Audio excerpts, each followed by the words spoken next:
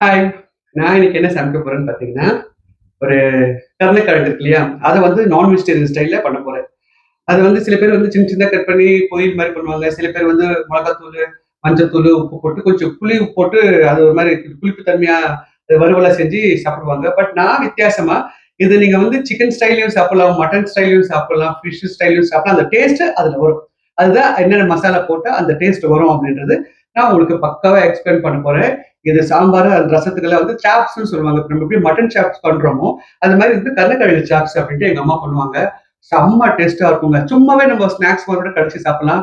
குழந்தைங்களுக்கு குடுத்தாலும் சாப்பிடுவாங்க. அவ்ளோ டேஸ்ட்டா இருக்கும். வாங்க கருணைக்கிழங்கு சாப்ஸ் எப்படி பண்றதுன்றது பார்க்கலாம். நான் ஒரு 1/2 கிலோ கருணைக்கிழங்கு எடுத்திருக்கேன்.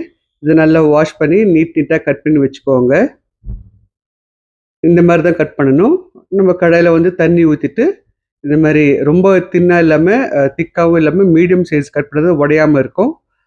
நல்லா கொஞ்சம் அதிகமாவே தண்ணி போட்டு, இந்த கருணைக்கிழங்கு வந்து ஒரு மினிமம் வந்து பார்த்தீங்கன்னா, ஒரு 5 டூ 5 மினிட்ஸ் தான். அதுக்கு மேல நம்ம வேக வைக்கக்கூடாது. அதுக்கப்புறம் வந்து பார்த்தீங்கன்னா, ஒரு 1/2 டீஸ்பூன் வந்து மஞ்சத்தூள் போட்டுக்கோங்க. அந்த கருணைக்கிழங்குல இருக்கிற அந்த காரத்தன்மைய வந்து இந்த மஞ்சத்தூள் எடுத்துரும். அப்பதான் வந்து சாப்ஸ் பண்றதுக்கு வந்து டேஸ்ட் ரொம்ப நல்லாருக்கும். இது பாருங்க நல்லா கொதிக்குது. ஒரு 5 நிமிஷம் இந்த மாரி கொதிச்சா போதும். ஏன்னா, அது ரொம்ப கொதிச்சுச்சு அப்டின்னா, நம்ம வந்து இத எடுக்கும்போது உடைஞ்சிரும். அது உடையக்கூடாது.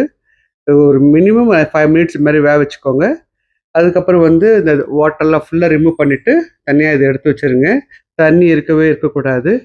அதுக்கப்புறம் பாருங்க, நம்ம வந்து ட்ரை பண்றோம். இந்த மாரி தான் இருக்கணும் பதம். ரொம்ப வேக வச்சா அது மாரி கொழ கொழன்னு ஆயிடும். அந்த மாரி இருக்கக்கூடாது. இப்ப அதுக்கு மசாலா ரெடி பண்ணிக்கலாம்.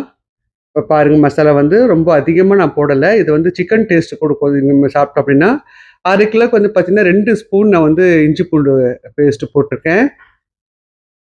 1/4 ஸ்பூனு மஞ்சத்தூள் போதும். ஜாஸ்தி வேண்டாம். ஏன்னா ஆல்ரெடி நம்ம வந்து மஞ்சத்தூள் போட்டு தான் நம்ப வேக வச்சிருக்கோம்.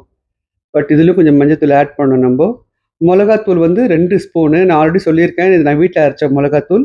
உங்களுக்கு அது இல்ல அப்டின்னா, வெறும் மொளகாத்தூள் 2 ஸ்பூனும், தனியாத்தூள் 2 ஸ்பூனும் போட்டுக்கோங்க. டேஸ்ட் ரொம்ப நல்லாருக்கும்.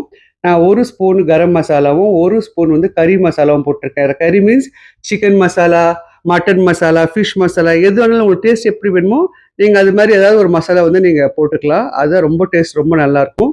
இப்ப நான் வந்து 1 ஸ்பூனு சால்ட் போட்டேன். வினிகரு 2 ஸ்பூன் ஆட் பண்ணிக்கோங்க. வினிகர் இல்ல அப்டின்னா லெமன் போட்டுக்கோங்க. பட் வினிகரோட லெமன் வந்து இன்னும் டேஸ்ட் ரொம்ப நல்லாருக்கும். பட் இப்ப நான் என்கிட்ட லெமன் இல்லாதனால நான் வினிகர் ஆட் பண்ணிக்கிட்டேன். 2மே ஒரே டேஸ்ட் தான். அதனால 2 ஸ்பூன் இன்கேஸ் லெமனா இருந்துச்சு அப்டின்னா, நீங்க வந்து ஒரு சின்ன சைஸ் லெமன் எடுத்து கட் பண்ணி நீங்க வந்து அதுல மிக்ஸ் பண்ணுங்க. அது ரொம்ப நல்லாருக்கும். ஏன்னா இது கொஞ்சம் புளிப்பு தன்மை இருந்தா தான் அந்த நான் வெஜிடேரியன் டேஸ்ட் நல்லா வரும் உங்களுக்கு. நல்ல கையிலேயே நல்ல நீங்க நீங்க மிக்ஸ் பண்ணுங்க. ஸ்பூன்லலாம் மிக்ஸ் பண்ணாதீங்க. அதுக்கப்புறம் வந்து பார்த்தீங்கன்னா, பெப்பர் தூள். அது வந்து ஒரு 1/2 ஸ்பூன் போதும். அது ஆப்ஷன் தான். உங்களுக்கு வந்து பெப்பரு வேணும்னா நீங்க ஆட் பண்ணிக்கலாம். அ பெப்பர் வேண்டாம் அப்டின்னா, நீங்க அத எடுத்துடலாம். ஏன்னா இது ஒரு நான் வெஜிடேரியன் சொல்லும்போது, கொஞ்சம் பெப்பர் இருந்ததுன்னா அந்த டேஸ்ட் நல்லாருக்கும். சில பேருக்கு பெப்பர் பிடிக்காதுன்னு சொல்லும்போது, நீங்க அவாய்ட் பண்ணிடுங்க. இப்ப பாருங்க நான் கையிலேயே நல்லா மிக்ஸ் பண்றேன். இது கரெக்ட்டா இருக்கும். ஒரு 1/2 கிலோ கருணைக்கிழங்கு எடுத்தீங்கன்னா, கரெக்ட்டா இருக்கும் இந்த அளவு. கொஞ்சம் எண்ணெய ஊத்திக்கிறேன். நம்ம வந்து தண்ணிய ரொம்ப ஊத்திட்டோம் அப்டின்னா, அதுல மிக்ஸ் பண்ணும்போது மசாலா போய் மிக்ஸ் ஆவாது.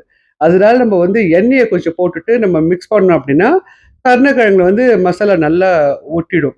அதனால நானு இப்போ எண்ணெய ஊத்துனேன்.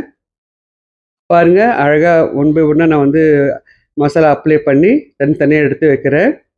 இதுல வந்து மசாலா ஒட்டுறது ரொம்ப கஷ்டம். பட் நீங்க முடிஞ்ச வரைக்கும் கொஞ்சம் நல்லாவே அப்ளை பண்ணி நீங்க தனித்தனியா எடுத்து வச்சுருங்க. உங்களுக்கு வந்து நல்ல கிரன்ச்சியா வேணும் அப்டின்னா, வந்து நீங்க இது மாரி ஆயில் ஃப்ரை பண்ணிக்கோங்க. இல்ல உங்களுக்கு வந்து நல்லா மசாலா மிக்ஸா அப்டின்னா, தோசை தவா வச்சுட்டு, அதுல கொஞ்சம் எண்ணெய போட்டு, இத போட்டீங்கன்னா, உங்களுக்கு வந்து மசாலா கொஞ்சம் நெறைய வரும். பட் எனக்கு இந்த கிரிஸ்பி ரொம்ப பிடிக்கும் அப்டின்றதுனால, நான் வந்து கொஞ்சம் நெறைய ஆயில் ஊத்தி நான் வந்து ஃப்ரை பண்றேன். இது ரொம்ப டேஸ்ட் நல்லாருக்கும். கடைசில வந்து நம்ம இத வறுத்து எடுக்கும்போது, அந்த ஒரு இதோட மசாலா நல்ல ஒரு உள்ள வந்து அந்த எண்ணெய்க்குள்ள இருக்கும். நான் அது ரொம்ப லைக் பண்ணி எடுத்து சாப்பிடுவேன். அதனால தான் அந்த ஸ்டைல்ல பண்ணேன். அது உங்க விருப்பம். நீங்க தவாலயும் பண்ணலாம். இந்த மாரி நீங்க ஆயில் ஃப்ரையும் பண்ணலாம். இப்போ வந்து கொஞ்சம் நல்லா வெந்த உடனே இப்ப நம்ப திருப்பிக்கிட்டோம். இது பாருங்க. ஒன் பை ஒன்னா நம்ம திருப்ப வேண்டியது தான். கொஞ்சம் எண்ணெய் வெடிக்கும். பார்த்து நீங்க இது வறுக்கணும். டேஸ்ட்டு ரொம்ப அற்புதமா இருக்குங்க. சாம்பாருக்கா இருந்தாலும் சரி, ரசத்துக்கா இருந்தாலும் சரி, கார குழம்புக்கா இருந்தாலும் சரி, ரொம்ப யம்மியா இருக்குது. பாருங்க, எனக்கு புடிச்ச மாரி நான் ஃப்ரை பண்ணி எடுத்திருக்கேன். தவா ஃப்ரை பண்ணாலும் ரொம்ப நல்லாயிருக்கும். கருணக்கிழங்கு சாப்ஸ் ரெடி ஆயிடுச்சு. லைக் பண்ணுங்க, கமெண்ட் பண்ணுங்க, ஃபாலோ பண்ணுங்க. வாங்க அடுத்த வீடியோக்கு போலாம்.